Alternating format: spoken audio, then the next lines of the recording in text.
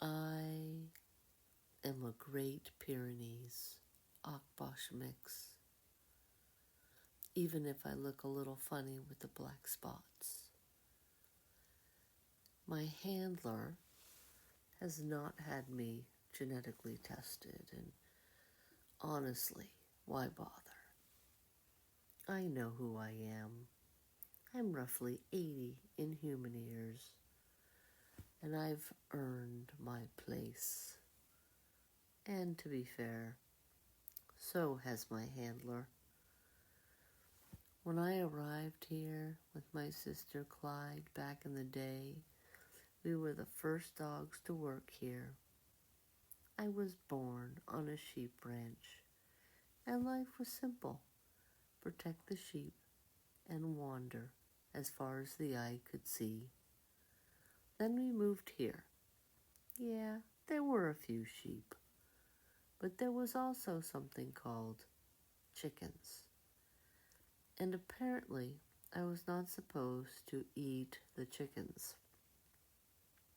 This came as a surprise to me, as they were delicious, and they ran. And to be fair, I was not the only one eating them. There were things in the forest. The handler called them the forest gods.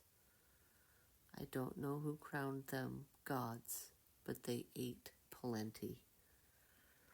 Eventually, she decided chickens were not a good fit and got ducks. Then she decided that ducks were not a good fit either. Then came the geese. Personally, they freak me out a little bit, and I give them space. And they give me side eye. My handler has her ways, and she calls it the hand of God. She is no longer interested in negotiating with me about certain things. She says, I do know what those things are. And I do. I just don't agree. Sometimes the hand of God beeps. Sometimes it vibrates. Sometimes it gives me a bad feeling. I don't argue with the hand of God. You learn, you adjust, you keep the place safe. That's the job.